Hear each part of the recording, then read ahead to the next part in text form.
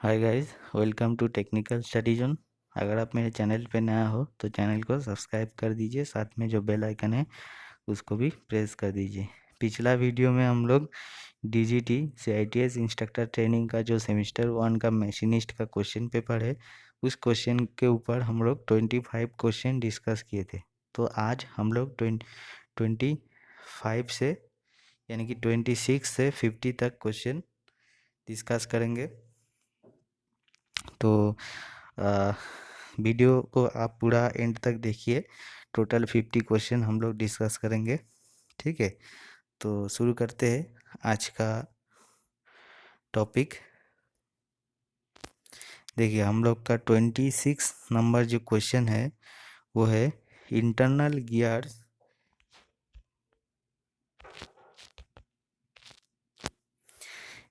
Gears can be cut by. आंतरिक gear dash काटा जा सकता है, ठीक है, यानी कि डैश द्वारा। तो आपका ऑप्शन है hobbing, milling, shaping with pinion cutter, none of this. तो इंटरनल गियर जो होता है आपका शेपिंग विथ पिनियन कटर से काटा जा सकता है, ठीक है। उसके बाद क्वेश्चन नंबर 27 देखिए। The following acts as driving shaft in lathe. खड़ाद में ड्राइविंग सैफ्ट के रूप में निम्नलिखित कार्य करता है, ठीक है। तो ऑप्शन देखिए, none of this, counter shaft, spindle shaft और लीड स्क्रू, ठीक है। तो ड्राइविंग सैफ्ट जो होता है आपका लेद मशीन का, वो कौन सा होता है? जो आपका काउंटर सैफ्ट होता है, ठीक है। काउंटर सैफ्ट जो होता है वो आपका ड्राइविंग सैफ्ट होता है।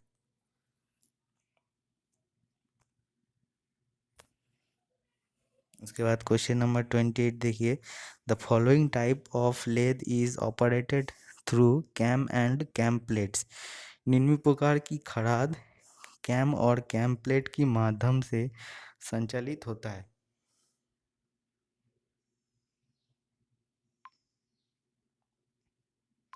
ठीक है।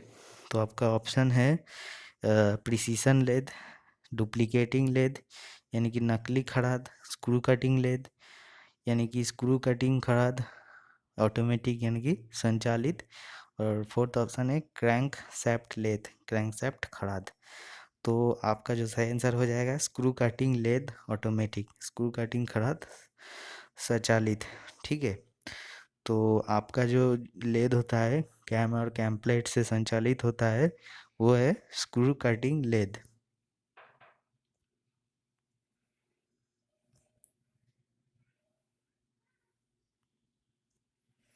उसके बाद क्वेश्चन नंबर 29 देखिए।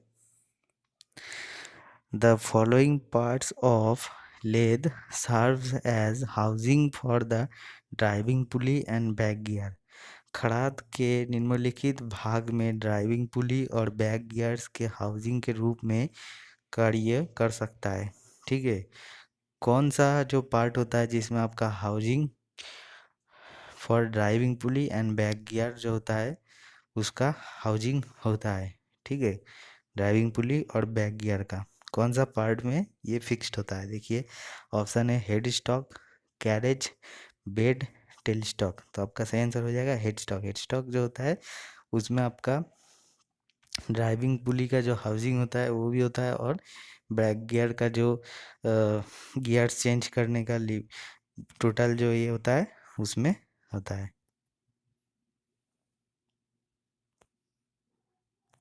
उसके बाद क्वेश्चन नंबर 30 देखिए। Which of this is not a part of lathe. इनमें से कौन सा खड़ात की हिस्सा नहीं है? फर्स्ट है कैरेज, रैम, क्रॉस स्लाइड और लीड स्क्रू। जो रैम जो है आपका लेद का पार्ट नहीं है, ये सेपर का पार्ट है। उसके बाद question number 31। Which of the following is used as a component in hydraulic power unit. निम्नलिखित में से कौन सा हाइड्रोलिक पावर यूनिट में एक घटक के रूप में उपयोग किया जाता है, ठीक है।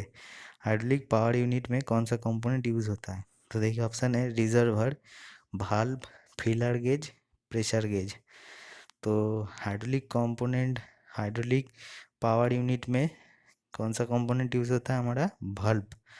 बल्ब जो होता है हमारा यूज़ होता है।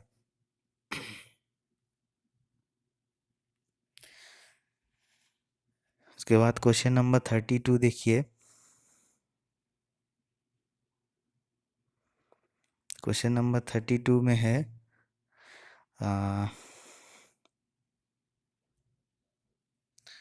For proper holding of work in A shaper for machining the work should be supported on. Machining के लिए एक शेपर से कम की उचित पकड़ के लिए कम डैश पर सहायक होना चाहिए। ठीक है। प्रॉपर होल्डिंग ऑफ वर्क को प्रॉपर होल्डिंग करने के लिए, ठीक है, शेपर में मशीनिंग करना चाहते हैं, आपको वर्क को प्रॉपर होल्डिंग करना है। ठीक है, तो वर्क को किस चीज़ से आप सपोर्ट करेंगे? तो ऑप्शन देखिए, क्लैंप, पैरेलल, जॉ, उसके बाद है आपका सीम्स। तो शेपर में हम लोग क्या यूज़ करते हैं? शेपर में हम लोग जॉ भी होल्डिंग करने के लिए पैरेलल ब्लॉक्स यूज़ करते हैं। तो आपका सही आंसर हो जाएगा पैरेलल।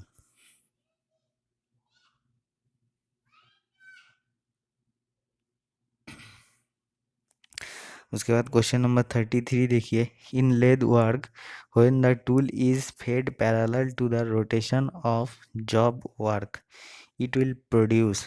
खड़ात के काम में जब उपकरण को जॉब के काम के रोटेशन के समान समझा जाता है तो ये उत्पादन करेगा। ठीक है, जब आपका टूल जो है पैरेलल फीड जो दे रहा है, आप parallel to the rotation of the job, job का जो रोटेशन हो रहा है उससे पैरेलल हो रहा है। ठीक है, तो लेद में, तो उसमें उसमें आपका कौन सा सरफेस बनता है? जब आप जो फीड दे रहा है वो पैरेलल है जॉब का रोटेशन के साथ। ठीक है, जॉब का जो रोटेशन कर रहा है उसका जो एक्सिस है उसके साथ आपका जो टूल फीड कर रहा है वो पैरेलल है। तो इसका देखिए ऑप्शन देखिए। फर्स्ट है स्पेरिकल सरफेस, गोलाकार सतह, ऑल ऑफ दिस सभी विकल्प, टेपर्ड सरफेस, पतली सतह, सिलिंड्रिकल सरफेस, बेलनाकार सतह। तो आप जब फीड जो दे रहे हैं पैरेलल जब देते हैं तो आपका सिलिंड्रिकल सरफेस बनता है। तो आपका सही आंसर हो जाएगा बेलनाकार सतह यानी कि सिलिंड्रिकल सरफेस।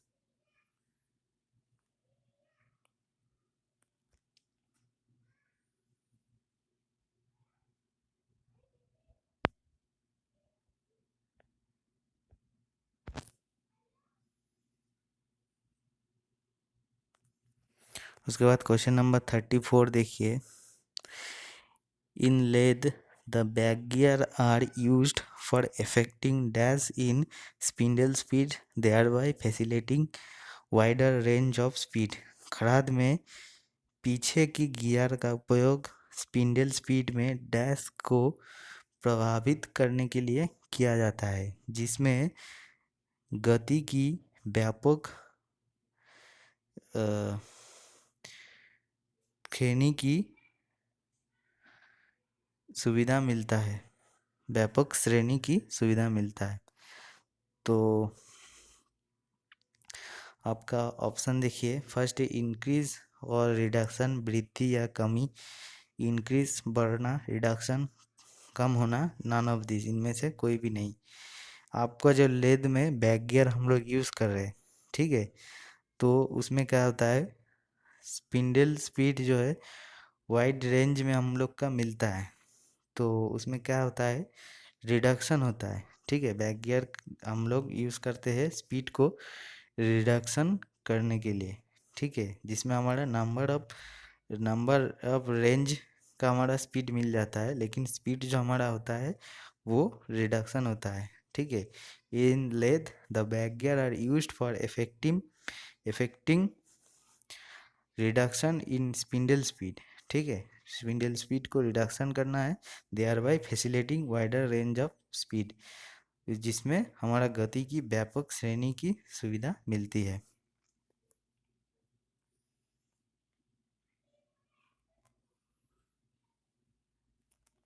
उसके बाद क्वेश्चन नंबर 35 देखिए, in quick return motion mechanism of a shaping machine the ram stroke length is proportional to. Shaping machine के क्विक रिटर्न मैकेनिज्म में रैम स्ट्रोक लंबाई डैश का अनुपातिक है। ठीक है, रैम का जो स्ट्रोक लेंथ है वो प्रोपोर्शनल टू, ठीक है, क्रैंक लेंथ, क्रैंक का लेंथ होता है रैम लेंथ, रैम का लेंथ होता है slotted arm length, slotted arm का लेंथ होता है नन ऑफ दिस। तो क्विक रिटर्न मैकेनिज्म में आपका जो रैम का जो स्ट्रोक लेंथ होता है वो प्रोपोर्शनल टू, जो अनुपातिक होता है स्लॉटेड आर्म लेंथ का, रैम स्ट्रोक का लंबाई स्लॉटेड आर्म लेंथ का अनुपातिक होता है। ठीक है,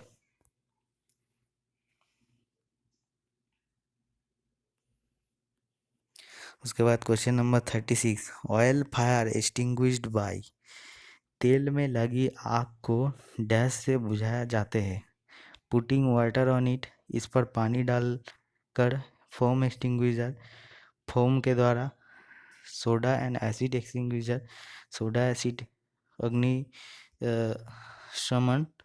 उसके बाद नॉन ऑफ दिस, इनमें से कोई भी नहीं। तो ऑयल में अगर आपका आग लग जाता है तो उसमें हम लोग यूज़ करते हैं फोम एक्सटिंग्विशर। ठीक है,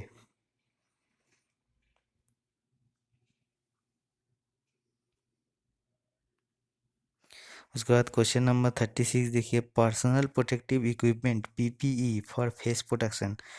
फेस प्रोटेक्शन के लिए, चेहरा संरक्षण के लिए व्यक्तिगत सुरक्षा उपकरण पीपीई। ठीक है, तो क्या होता है, तो हेलमेट, ग्लव्स, गॉगल्स, मास्क। तो मास्क जो आपका होता है मुखौटा, तो वो होता है आपका फेस प्रोटेक्शन के लिए। उसके बाद क्वेश्चन 38 देखिए, the size of slaughter is given bye. Slaughter का आकार डैश द्वारा दिया जाता है। ठीक है, slaughter, size of slaughter is given bye size of the job, job के आकार, maximum length of tool it travels downward, उपकरण द्वारा तय की गई अधिक अधिकतम लंबाई, और लेंथ ऑफ कॉलम, कॉलम की लंबाई, टेबल साइज, टेबल के आकार। तो स्लॉटर का जो साइज होता है maximum length of tool it travels downward. ठीक है, तो डाउनलोड नहीं होगा, वो डाउनवर्ड्स होगा। जो आपका उपकरण द्वारा तय की गई अधिकतम लंबाई जो होता है आपका डाउनवर्ड स्ट्रोक जो होता है मैक्सिमम लेंथ ऑफ। ठीक है, ये होगा आपका सही आंसर। उसके बाद 39 क्वेश्चन देखिए, the percentage of chromium is 1841 high speed steel is. तो 1841 जो हमारा होता है हाई स्पीड स्टील का जो कंपोजिशन होता है उसमें, तो हमारा कंपोजिशन क्या होता है, टंगस्टेन, chromium and vanadium. 18% टंगस्टेन, 4% chromium and 1% vanadium. तो हमारा पूछा है क्रोमियम कितना परसेंट होता है, तो 4% क्रोमियम होता है।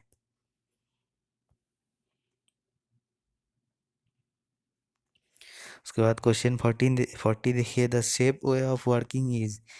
कार्य करने का सुरक्षित तरीका है। एक, an effective and right way of working, काम करने का एक प्रभावी और सही तरीका। A way of handling the work in a hurry, जल्दी में काम को करने का एक तरीका। A way of normal working, कार्य करने का सामान्य तरीका। An efficient way of working, काम करने का एक प्राचीन तरीका। तो आपका सही आंसर हो जाएगा N effective and right way of working. ठीक है, काम करने का एक प्रभावी और सही तरीका जिससे आपका काम जो होता है सुरक्षित तरीका से होता है। उसके बाद क्वेश्चन नंबर 41 देखिए, the feeding of the job in a shaper is given by. Shaper में जॉब को फीडिंग डैश द्वारा दी जाती है।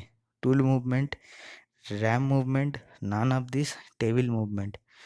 तो शेपर्ड में जो फीड दिया जाता है टेबल मूवमेंट के द्वारा, ठीक है।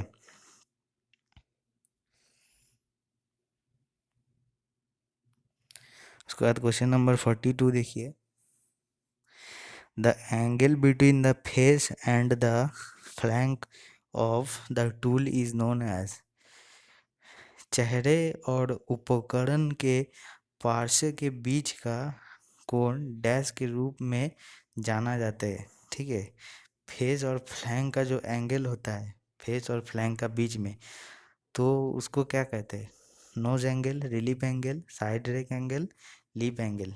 तो आपका सही आंसर हो जाएगा लीप एंगल, ठीक है।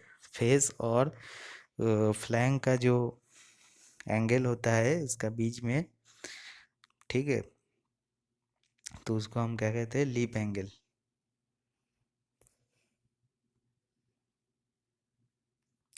उसके बाद क्वेश्चन नंबर 43 देखिए, the cutting speed in a planer is.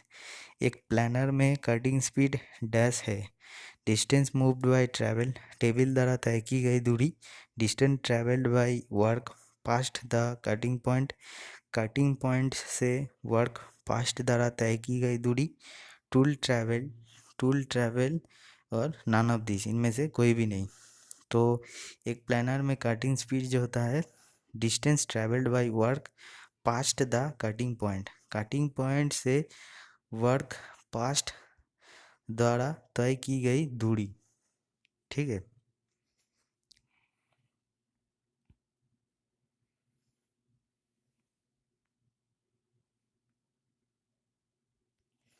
Question number 44 देखिए, the machine in which ram can be tilted is. वो मशीन जिसमें रैम झुका हुआ होता है। Slotter, draw cut shaper, planer, none of this. तो हमारा जो स्लॉटर मशीन है उसका रैम जो होता है जो वो झुका हुआ होता है, जिसमें हम लोग डाउनवर्ड स्ट्रोक करते हैं। तो ये आपका सही आंसर हो जाएगा स्लॉटर। उसके बाद 45 question, the rack angle of A cutting tool में भी।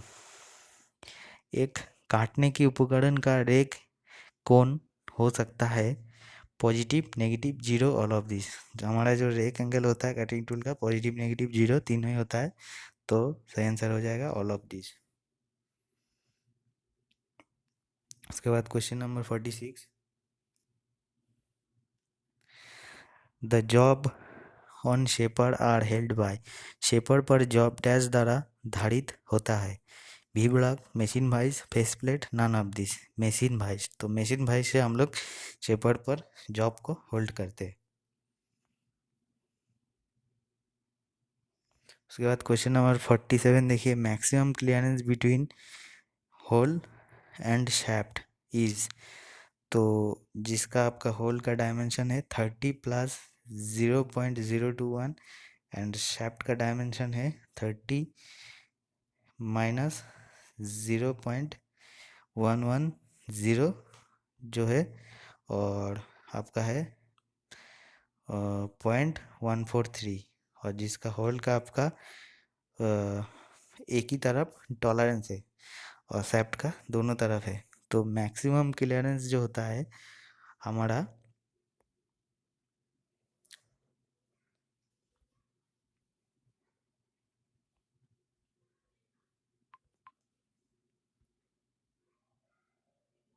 तो हमारा मैक्सिमम क्लियरेंस जो होता है उसमें होता है हमारा होल का मैक्सिमम डायमेंशन, ठीक है। जैसे देखिए होल जो है 30 प्लस 0.021 हो गया उसका मैक्सिमम डायमेंशन, तो 30.021।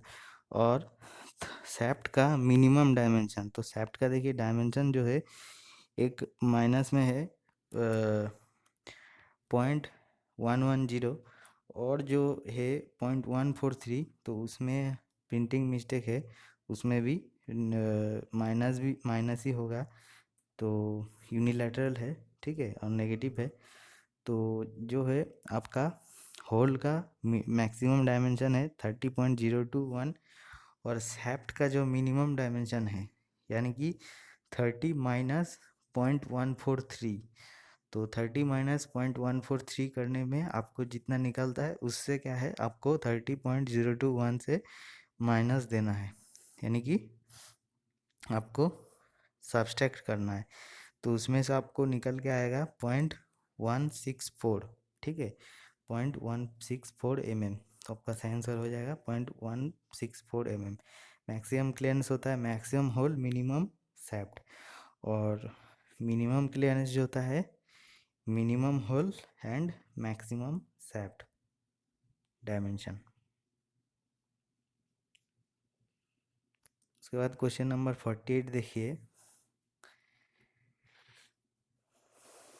The precision surface finish operation employed for producing extremely high surface finish are called,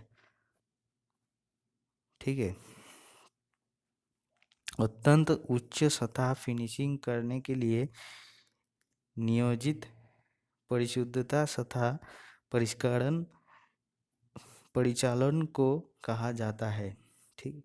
precision surface finish operation employed by producing high surface finish, आपको प्रिसीजन सरफेस फिनिश जो operation है जिसमें आपको high surface finish मिलता है तो उसको क्या कहते हैं, प्रिसीजन फिनिशिंग ऑपरेशन यानी कि सटीक परिष्करण परिचालन, माइक्रो फिनिशिंग ऑपरेशन माइक्रो परिष्करण परिचालन, ऑल ऑफ दिस सभी विकल्प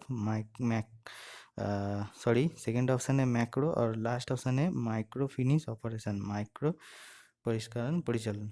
तो आपका हो जाएगा माइक्रो फिनिशिंग ऑपरेशन, ठीक है।